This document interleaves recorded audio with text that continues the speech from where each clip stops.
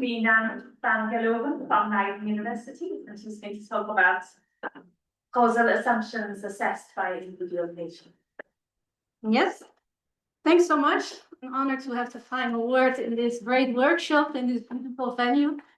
In this presentation, I will chart a little bit into new territory, I think for you, but also for myself.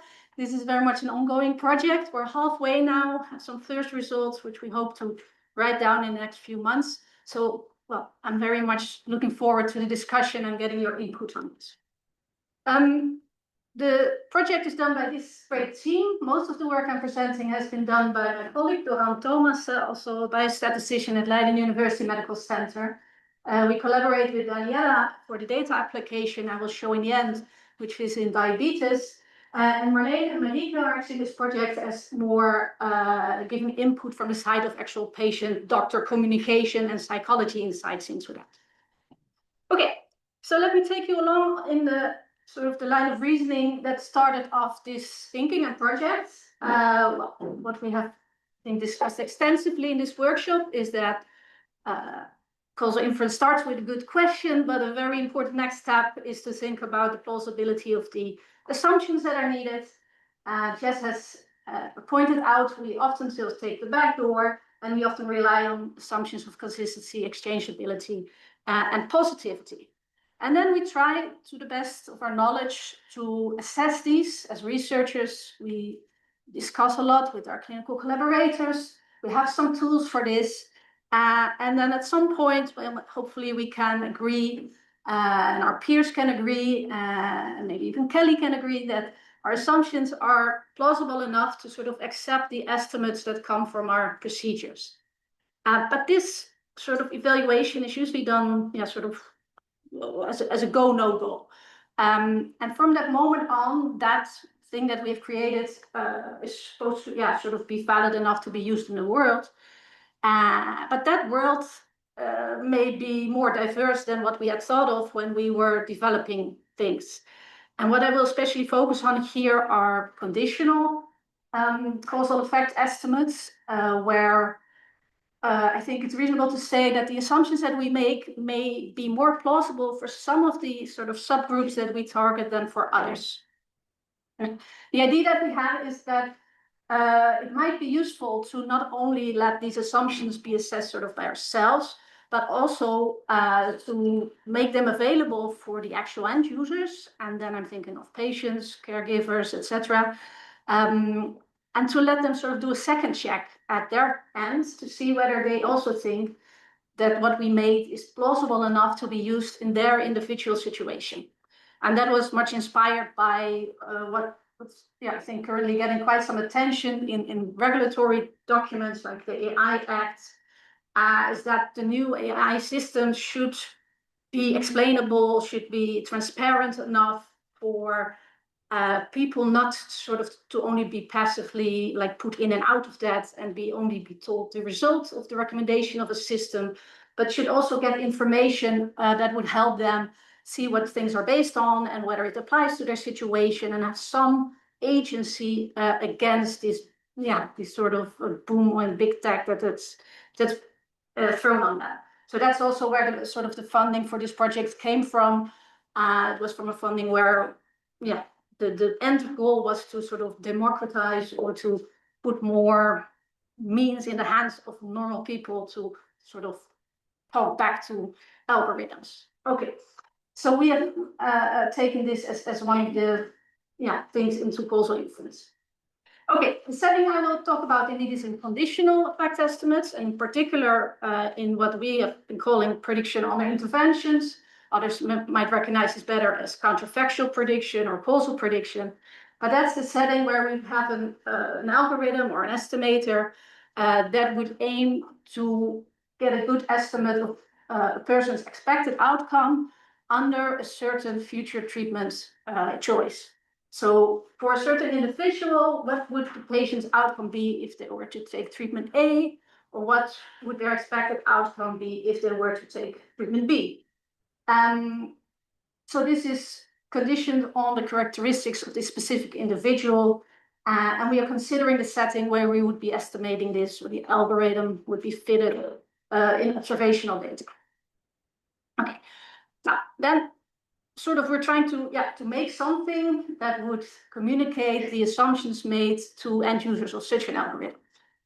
And our starting point for this was to look at how uncertainty in general is communicated in prediction research. Well, often it is not. So typically predictions are just given as a point estimate with no uncertainty around it. But there's, I think, an increasing interest in doing more than that. So there's some work by the group of Richard Riley on model stability. The most recent tripod reporting guideline for prediction models also recommends communication of uncertainty.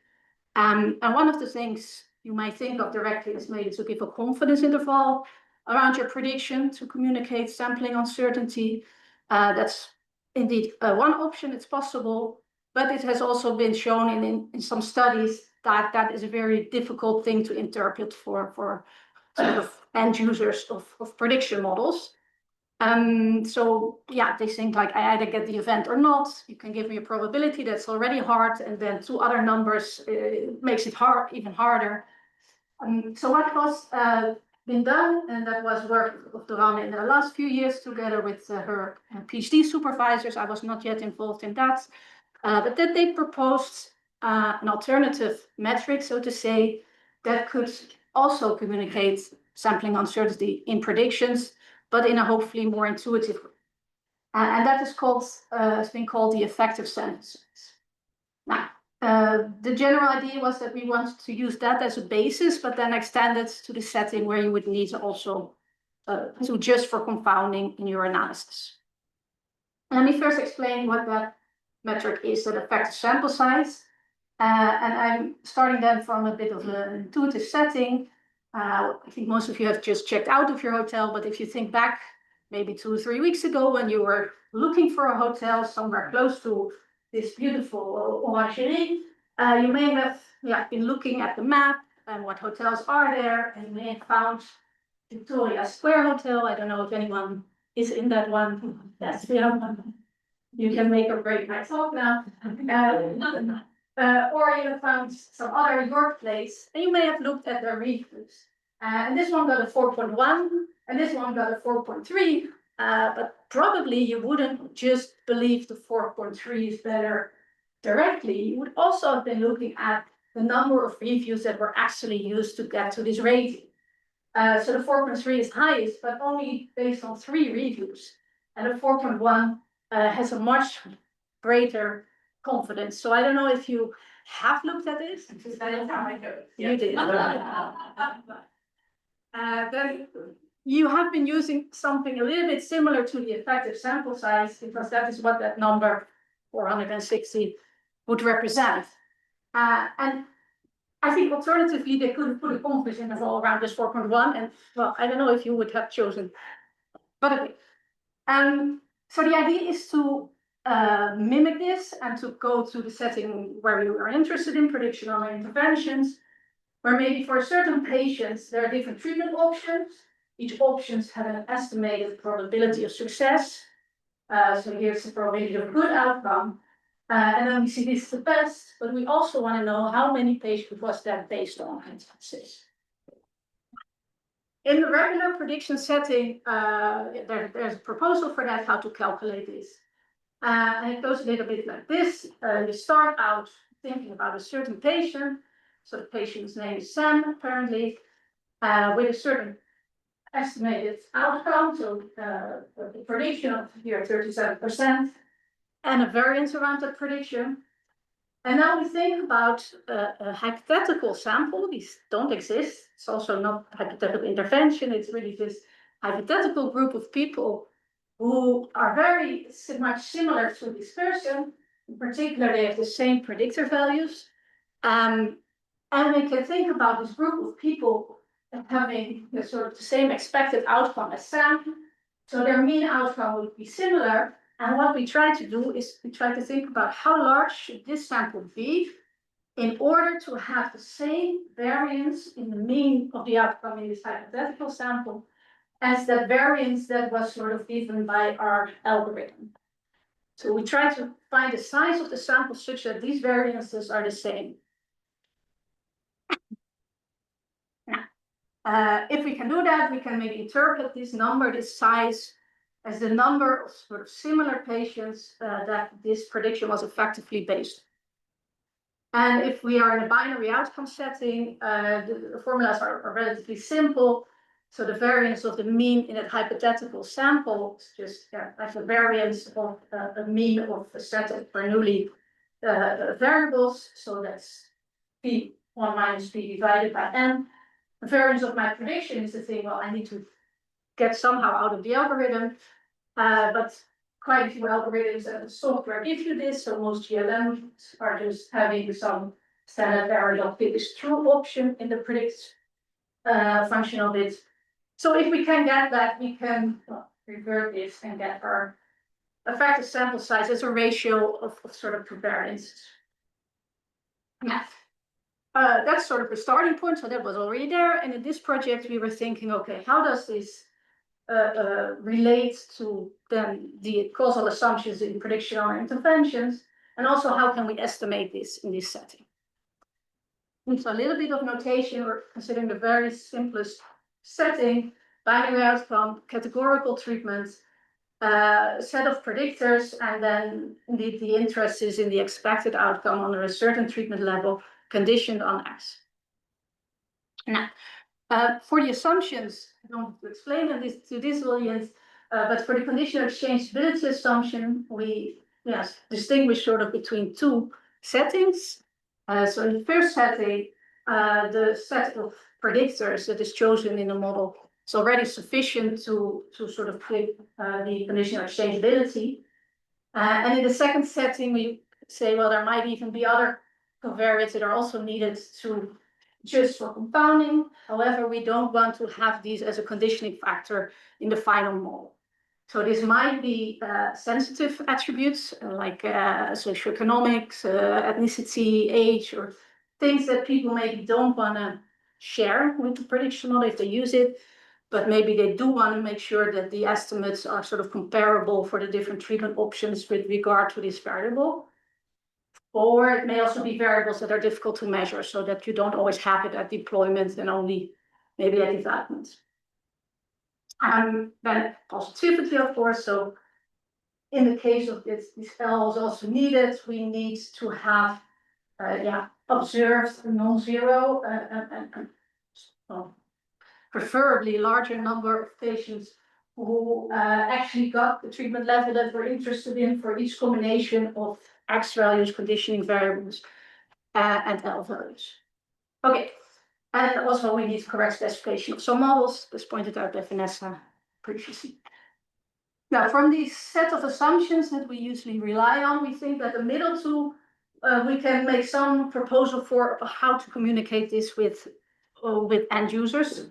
The first, I have some thoughts, but I don't want to share them. But no good thoughts, and the fourth one also not. So we are assuming that is still in the hands of sort of the developers. Now, this is the proposal then. What we say is, if we are able to calculate such an effective sample size, this is how we would communicate this in the patient-doctor interaction. The person who would communicate the results from the algorithm would say, this is your prediction, right? This is how we expect your future to be if you take this treatment. And this prediction is effectively based on so many persons like you who had indeed this treatment in the past, and you have seen their outcome. And they are like you because they had similar predictor values for these and these factors. And also in our study, we made sure that they were comparable to other people who chose other treatments regarding this and that health factors. So by stating it like this, we think that this effective M can help in discussing positivity. So okay, a number greater than 0 would meet sort of the structural positivity assumption. But I guess 3 reviews wasn't enough for that person. 400 was enough. Might be some point of flipping the coin where you think this is reliable enough for me. And then the X and the L would enable discussion on conditional exchangeability. And how would I envision that then. Well, if you look further into review websites, you can typically also choose some specific attributes of the reviewers. So maybe you were preparing a solo travel to here. I'm not sure if you did. For my case, I would be saying I want the Dutch reviews. So these are sort of the X attribute that you can select on, that you say, okay, I want the reviews only for people like me. But there may also be things that I don't want to tell to the algorithm. Maybe I don't want to tell when I exactly go, but this is time of year, so maybe I don't want to share when I go, or maybe I don't want to share my age. But I do want to know, if I compare different hotels, that the reviews are not only based on very young or very old, or only summer or only winter guests, right? So I can imagine that there's also something there that you would average out, so to say. But now, yeah, seeing this, I don't think you all chose sort of the highest ranking thing conditioned on your attributes. I think you have maybe had specific extra things that you paid attention to. So maybe you were thinking, yeah, but hey, I bring my dog, or hey, I have asthma, so I don't want to be in the basement or something, or I'm a vegetarian or whatever, right? So you have, when you look at these kind of things, yeah, typically a thought about that it's not enough to just condition on this. You want to have something that's meaningful to you, to also be comparable between the different options that you're considering. So what we are hoping is yeah, by giving this type of information, that would start a conversation, and that a patient might point out what we have missed sort of as unobserved confounders maybe, or maybe we hadn't thought about that they would be important even if we had measured them. Okay, so that's the idea. The next part is more about how then to estimate this. These are sort of the starting points that I already showed from regular prediction, where in the binary outcome case, the effective sample size was calculated as this ratio of variances. And now, yeah, we have to take into account also the uncertainty coming from a confounding adjustment step. And we again have these two settings. Either the conditioning step X is already sufficient to have conditional exchangeability, or we have also this L star that we need to take into account additionally. Well, we have looked at different sort of estimation approaches, causal learners you could call them, and see how they were able to give us these variances that we needed to calculate the effective sample size. So this is the set of learners that we looked at. So-called S learners, which mean a single model where we just have all the predictors and the treatment in as covariates.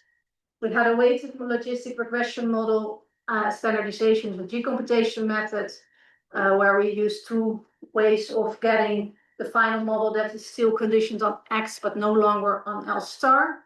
So either by averaging within strata or making sort of a second regression step where we get first a prediction out of the model, both conditioned on X and L, and then in the second step, only conditioning on X. And we considered three doubly robust methods. Actually, one of them, the R learner, turned out not to be so useful in this case because the predictions were sometimes outside of the range of 0 and 1. So we did this one, the weighted standardization. The third one, the iLearner, which is a proposal by Stijn van Steeland and Pavel Mortiwolek, we are still working on that one to get the variances out correctly. And for each of these metrics, measures, it was a little bit different how we could get the variances out. So for the GLM-based estimators, we have analytic solutions. We can also check that or do that with bootstrapping. For the weighted, we used sandwich estimators, and then since these don't take into account the uncertainty in the weights, we also use bootstrapping. In standardization, we used bootstrapping and sandwich estimators, and in the doubly robust methods, so far only bootstrapping and something still in progress. So that's what we did so far. Then we applied this in data sets on patients with type 2 diabetes. I must say this is more of a feasibility study, so it's not per se the motivating application. We have still chosen the simplest sort of starting setting, but it is real data and yeah, a starting point for us, I would say. These are patients that are currently taking only one line of therapy for their diabetes, metformin, but their blood glucose level is still too high, and they are sort of deciding on whether and which second line treatment they would want to start. And so there are 4 options they can choose from, either doing nothing yet, no add-on, adding on this SGLT2 inhibitor or a PPP4 inhibitor, something is called SU. And the conversation is again like, okay, what is my expected outcome if I choose this or if I choose that? And the doctor is informing them on these choices. The data comes from the CPRD registry, so UK general practices. We used almost 16,000 individuals.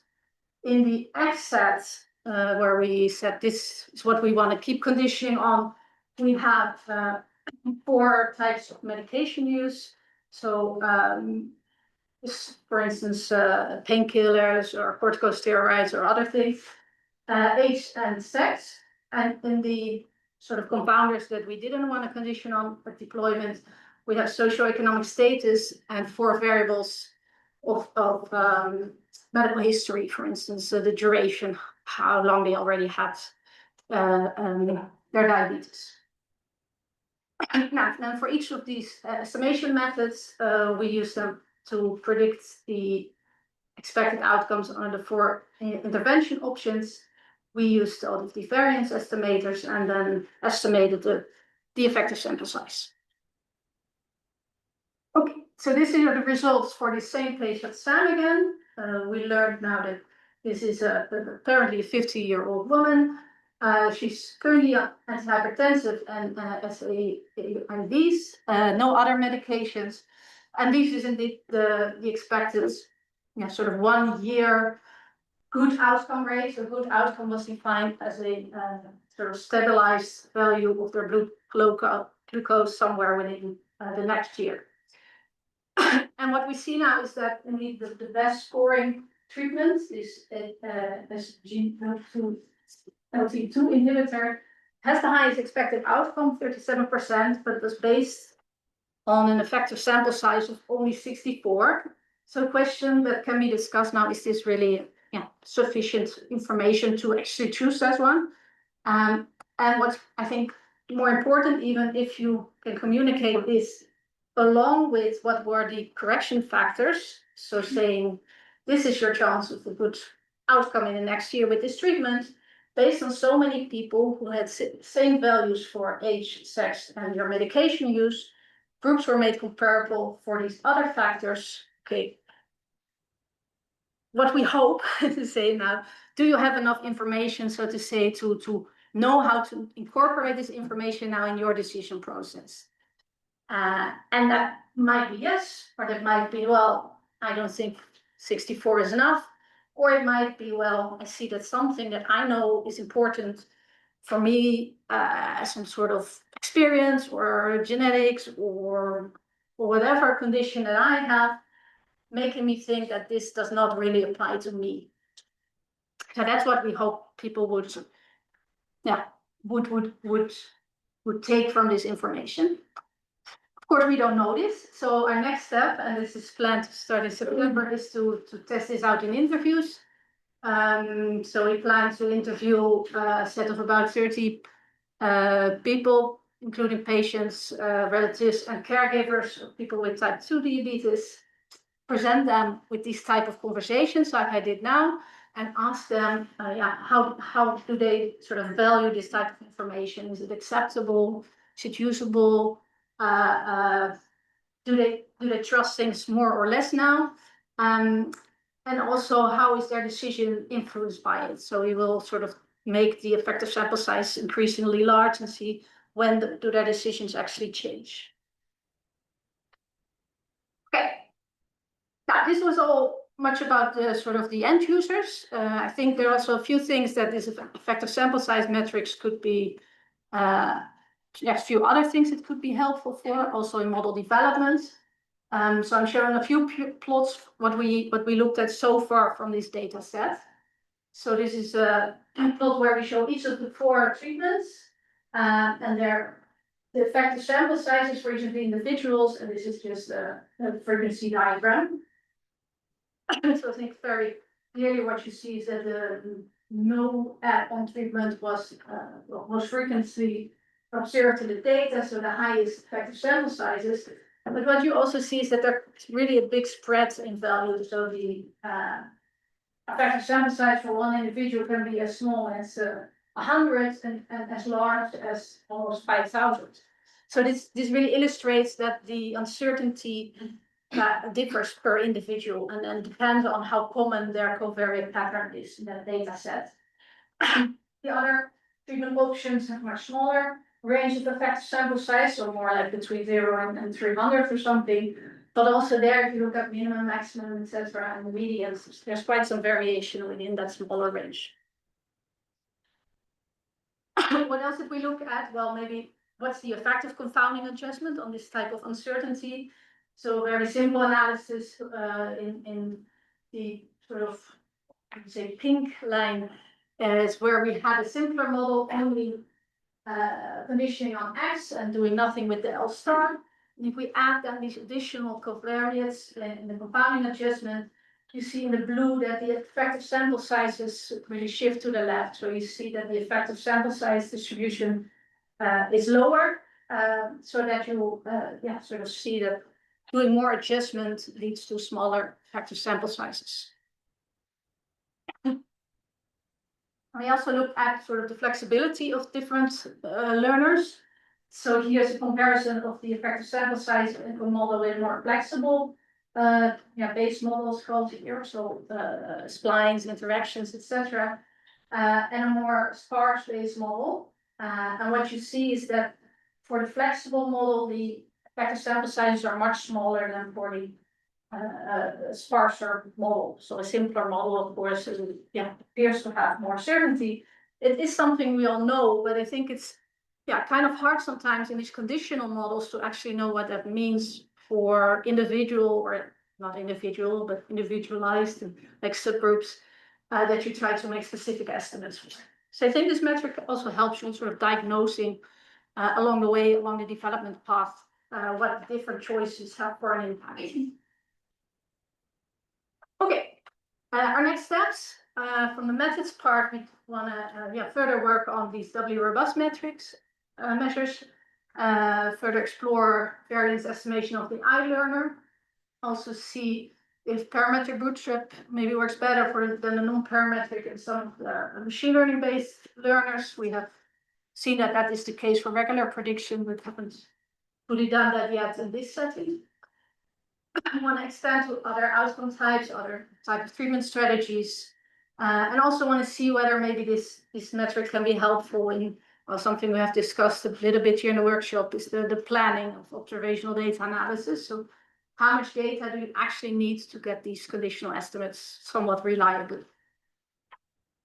So in summary, I think we showed you can derive these things for different estimators. It makes some expression of sampling uncertainty and then including the uncertainty from the confounding adjustments. I think it can be helpful in visualizing some trade-offs. So if you make a more extensive adjustment or a more flexible model, both aiming to sort of decrease your bias, how much does that make your uncertainty or your variance worse?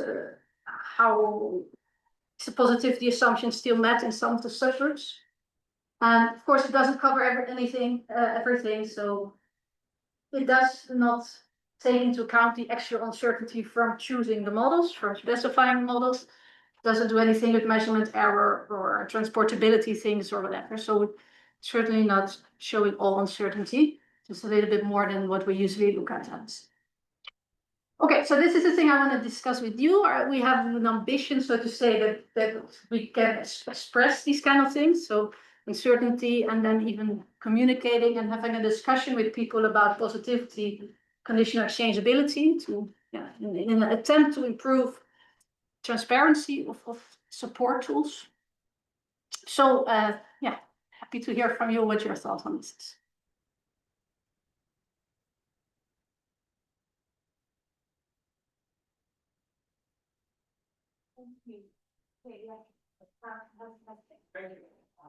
I have a question on speaking for the exchangeability, for the you show a message that you would share with the end users, right? Mm-hmm. I was wondering, I was asking myself if I would be able to understand actually what that. So in your experience, do you think that the word comparable, when people read that, do you mean like do they immediately think to like prognostic factors for the outcome? Because I don't know, I guess like you need, so you use the data and then it's like exchangeability, you mean also the decision of the treatment, but I don't know if I'm end user versus not a medical doctor can say anything about if those factors captured at the treatment.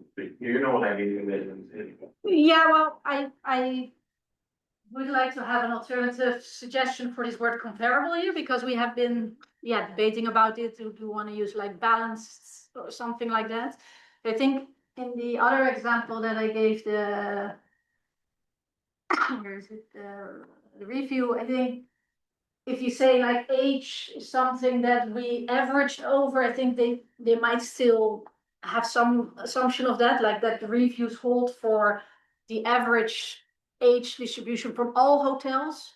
I think that's still sort of manageable, but I don't think you can say that for all the other type of metrics. I think age averaging is sort of okay, but like averaging for them over categorical things is already not okay.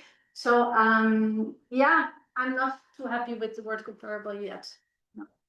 I meant more that to assess if the exchangeability makes sense, right? You need to know what is the decision for the treatment, which I don't know if it's with the user who can assess that. Like who usually chooses between the treatments and the original data set, such that you can say, oh, that's enough for assessing for compounding. Because probably like a patient will have a very good idea of the factors that affect the outcome that they might have, but maybe they have no clue on how the treatment is chosen. Mm-hmm. That. So I guess for confounding you need both, and we're not really asking them about how they think that in the past people chose. So I think we're sort of looking for discussion on what might be missing here, what is important indeed for the outcome, and then I think we still have to check if that was also unevenly distributed among the things. So in the hotel example, if they say I bring a dog, but in all the hotels 10% exactly bring a dog, then the argument is no longer needed, so to say. So I guess this is not both checked in this conversation in one side. Yeah.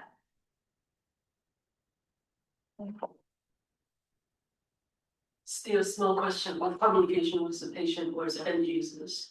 So here, after seeing this, if you talk to the patient or clinician, let's say patients, that there's a 30%, 37% chance that your blood glucose will be sufficient in the words, based on these people similar to you, right? And after hearing this, maybe as a patient, I can say, well, but I guess maybe I will be better at managing my lifestyle or something compared to them. So do you think I expect a larger chance of blue glucose lowering compared to them who's already in your prediction under intervention model? How do you gonna reply or interact with them? Or if we put it another way, do you think we can make this effective sample size things more interactively? Like you can condition on various sets of different predictors. Well, I'm not sure. So in the end, the choice they have to make is like a relative choice. So if they think they are a bit better than the rest, they can think about the everything is a little bit higher, and that would not maybe change the relative decision too much. So yeah, I think related to Marcus, the thing you're mostly interested in things that they point out, like, yeah, but due to my condition, like because I'm maybe a very healthy person, I think that this treatment is much better for me than the other, compared to maybe what you have observed in the past. So yeah, it would need to have some relative different outcome in one of these or in some of these, and not in all of them. I don't think I don't have the ambition to make this even more conditioned on, sort of say, so even more personalized. I don't think that's the phase in which you can decide to expand your conditioning set still, because like it needs to match your data, etc. Yeah, following on a little bit from this, because you were actually quite modest in your application with 4 variables that you were conditioning on, right? But people are discussing these sort of methods with they want maybe individualized predictions and they condition on hundreds or thousands of variables. Does the effective sample size then go to 0? I mean, you would expect it to become more unstable. Yes, certainly. Already, if you have continuous covariates, of course, the strict effective sample sizes sometimes go to. So this is already conditioning on the fact that we're smoothing out some things. There was a very nice poster this week, actually, on an example in RCT where there were 20 variables, 20,000 patients, and doing like half train test setting already showed that it was very unstable and not well reproduced. So I think the expectations on how much you can condition and still have a reliable, stable model, yeah, those expectations are much too high. And you already see in this example, indeed, with only 6 variables conditioned then on and on for the confounding adjustment, that's still averaged over. You see very low effective sample sizes. So yeah, minimums of 8 or 9 or 6. Which I think would not be acceptable for me, at least if you could say, like, I advise you to do this based on 6 earlier patients like you, I would say, well, but then give me your clinical experience, opinion or whatever, because that's not really informing me. And I asked a question about, you had a slide where you had the different flexibility of models, I think, from top to bottom, and because I was wondering about, yes, exactly. So these are the different treatments, and you have like the less flexible and the more flexible model. So 2 models are compared. So yes, this, because am I right that the effective sample size is different according to how flexible the model is? So just imagining, so you're talking about including these confounders, but it also matters whether, for example, you include the product terms between those confounders and the treatment. And I was wondering whether, do you feel that's adequately reflected in people's understanding of effective sample size? Because no, that's, I think, very much under the hood still. So yeah, when I showed like the 4 examples, then for the last one, the correct model specification, this is not anyhow discussed now in this. So we still are believing that our model specification is appropriate for this task. And well, if you do that in one way or another way, we'll give you different effective sample sizes. And that's not something we yet get input on, no. because the wording "people like you" makes it sound as if you have included the interactions almost, doesn't it? And is that potentially misleading? Yeah, so it is actually sort of like you according to the model, Yes. and not like you, like exactly like you. And Yeah. also for continuous covariates, we borrow from people a little Yeah. bit older and younger than you. And for the interactions, we sometimes use them, we sometimes don't. So yeah, that is a little bit, that like you has a stricter interpretation than maybe people would say with from only that wording. On the other hand, like, I don't think I cannot come up with a good way of communicating all the intrinsities behind it with a patient, but that's true. Any other? Anyone want to add the final word? Oh, yeah, go on. I add one word.